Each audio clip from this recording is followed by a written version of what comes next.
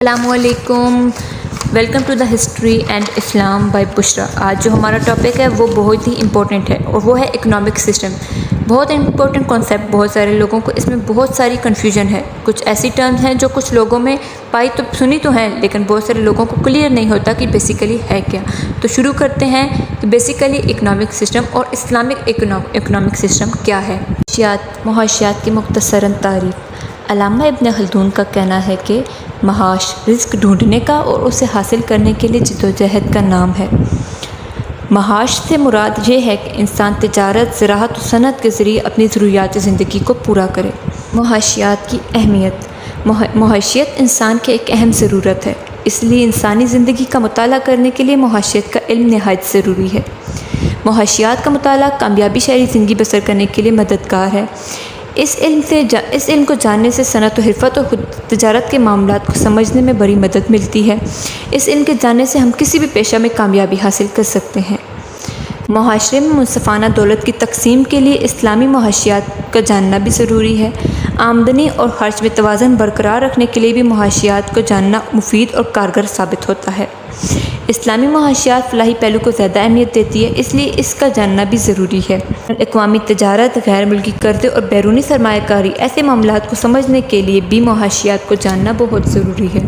اسلامی نظام معیشت یعنی اسلامک اکنامک سسٹم۔ اسلامی نظام معیشت سے مراد کسی منظم معاشرے میں رہنے والے افراد کی معاشی ضروریات کی تسکین کا وہ طریقہ کار ہے جو قرآن و سنت کی ہدایت کے تابع ہو۔ ان ہدایت کے مطابق اس بات کا تعین کیا جا سکتا ہے کہ صرف دولت پیدائش، دولت اور تقسیم و تبادلہ دولت کا انداز کیا ہو۔ اس نظام میں افراد معاشرے کی معاشی سرگرمیاں چند اقتدار سے منضبط ہوتی ہیں، جن میں تقوی، عدل، احسان، تعاون، اخوت اور مساوات خصوصی اہمیت کی حامل ہیں۔ ان اقتدار کا منبع و ماخذ قرآن و سنت ہے۔ یہ اقتدار دائمی اور قابل تغیر ہیں۔ اس کے بعد ہمارے پاس آتے ہیں اسلامی نظام معیشت کے مقاصد۔ اسلامی نظام معیشت کے مقاصد: 1. حصول فلاح، معاشی ترقی، فقر و فاقہ سے نجات، منصفانہ تقسیم دولت، آزادی کا تحفظ، ضیاء کا سدباب۔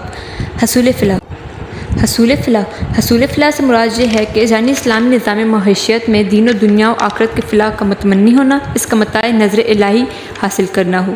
معاشی ترقی: قرآن و سنت انسان کی تسخیر کائنات کی دعوت دیتے ہیں۔ اسلام کا مقصد یہ ہے کہ انسان ہر لحاظ سے ترقی کرے اور وقت کی تیز رفتاری کے ساتھ دے سکے اور وہ زندگی کی آخری سانس تک معاشی جدوجہد میں کمر بستہ رہے۔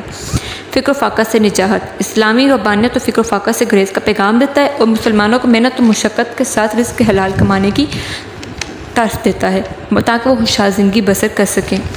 منصفانہ تقسیم دولت: اسلام دولت جمع کرنے کی بجائے دولت کو گردش میں رکھنے کی ترغیب دیتا ہے تاکہ تمام لوگ اس سے استفادہ حاصل کر سکیں، جیسا کہ اس کے لیے زکوٰۃ، بیت المال، قانون و وراثت نظام، اوقاف اور حلال و حرام کے ضوابط مقرر کر دیے گئے ہیں۔ آزادی کا تحفظ: اسلام کے معاشی نظام کا ایک مقصد یہ بھی ہے کہ معاشی جدوجہد کا اندازہ اختیار کیا جائے اور تمام لوگوں کو ان کے آزادی دی جائے کہ وہ اپنے حلال اور حرام میں فرق کر کے آزادی سے رزق حلال کما سکیں۔ ضیاء کا سدباب: اللہ تعالیٰ نے وسائل کائنات میں تمام انسانوں کی ضرورت پوری کرنے کے لیے پیدا کی ہیں۔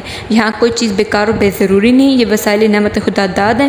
اسلام عقیدہ کے مطابق ان نعمتوں کے استعمال کے بارے میں پرسش ہوگی، اس لیے اسلامی نظام معیشت کا ایک مقصد وسائل کا سدباب ہے۔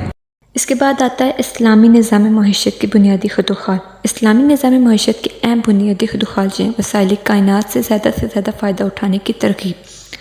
اسلام انسان کو کائنات کی وسعتوں میں پھیلے ہوئے بے حد و بے شمار وسائل سے بھرپور استفادہ کرنے کی ترغیب دیتا ہے۔ نمبر 2. حصول رزق کے لیے حلال ذرائع کا استعمال۔ اسلام حلال و حرام اور جائز و ناجائز میں حد فاصل قائم کرتا ہے، چنانچہ اسلام نظام معیشت میں بھی حلال و حرام کا تصور موجود ہے۔ اسلام رزق حلال کمانے کے طریقے بتاتا ہے اور حصول معاش کے لیے جدوجہد کو لازم قرار دیتا ہے۔ یہ گداگری، طفیل پنی اور مفت خوری جیسے رجحانات کی مذمت کرتا ہے۔ اسلام میں سود، رشوت، عصمت فروشی، چوری وغیرہ کو حرام قرار دیتا ہے اور ذرائع حلال سے محنت و مشقت کے ذریعے کمائی ہوئی روزی کو مستحسن قرار دیتا ہے۔ نمبر 3. صرف دولت کی ترغیب مگر حدود کے اندر۔ اسلام فضول خرچی اور اعراف کی مذمت کرتا ہے اور اپنی دولت نیک کاموں میں صرف کرنے کی تلقین کرتا ہے۔ گویا حلال روزی پر بھی انسان کے مطلق حق تصرف کو تسلیم نہیں کیا گیا۔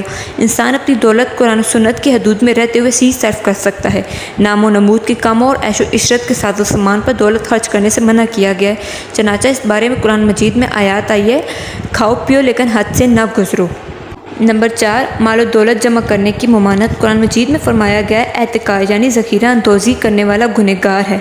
اسلام میں حلال ذرائع حاصل کردہ دولت کو جائز مدت پر میانہ روی کے ساتھ صرف کرنے کی ترغیب دی گئی ہے اور دولت جمع کرنے کی مذمت کی گئی ہے۔ فرمان الہی ہے، وہ لوگ سونا اور چاندی جمع کر کے رکھتے ہیں اور اسے اللہ کی راہ میں خرچ نہیں کرتے، انہیں دردناک عذاب کی خبر دے دو۔ نمبر 5، گردش دولت کے فروغ کا اہتمام۔ اسلام اس بات پر کڑی نظر رکھتا ہے کہ دولت چند طبقات اور مخصوص ہاتھوں میں مرکوز ہو کر نہ رہ جائے، بلکہ یہ معاشرے کے زیادہ سے زیادہ افراد کے درمیان گردش کرتی رہے۔ قرآن مجید میں فرمایا گیا ہے ایسا نہ ہو کہ دولت تمہارے مالداروں کے درمیان ہی گردش کرتی رہ جائے۔ اس مقصد کو پورا کرنے کے لیے دولت کو اپنے اہل و عیال کے علاوہ قربا داروں، ہمسایوں، حاجت مندوں، یتیموں اور بیواؤں، مسافروں اور نیک کاموں پر خرچ کرنے کی تلقین کی گئی ہے۔ دولت کو گردش میں رکھنے کا سب سے بہتر ذریعہ انفاق فی سبیل اللہ ہے، چنانچہ صدقات، خیرات، فطرانہ، کفارہ وغیرہ بھی اللہ کی راہ میں دینا بہترین صورتیں ہیں۔ نمبر 6، نجی زندگی کا حق۔ اسلام افراد کی حق ملکیت کو تسلیم کرتا ہے، وہ اپنا رزق حلال اپنی نجی ضروریات کو پوری کرنے میں بھی صرف کر سکتا ہے اور مزید دولت پیدا کرنے کے لیے بھی استعمال کر سکتا ہے۔ منصفانہ دولت کی تقسیم۔ اسلامی معاشرت دولت کی منصفانہ تقسیم پر خصوصی توجہ دیتا ہے۔ اسلام میں صرف دولت کو حلال ذرائع سے مقید کیا گیا ہے اور جمع شدہ دولت کی اخلاقی تعلیمات اور قانونی اقدامات مثلاً زکوٰۃ، وراثت کی تقسیم، ثروت کو تلقین کی گئی ہے کہ وہ وسائل سے محروم افراد کی مدد کرے۔ اس طرح تقسیم و تبادلہ دولت کا اعتدال پر مبنی ایک منصفانہ خودکار نظام عمل میں آ گیا۔ اسی کے ساتھ میں اپنی ویڈیو کا اختتام کرتی ہوں۔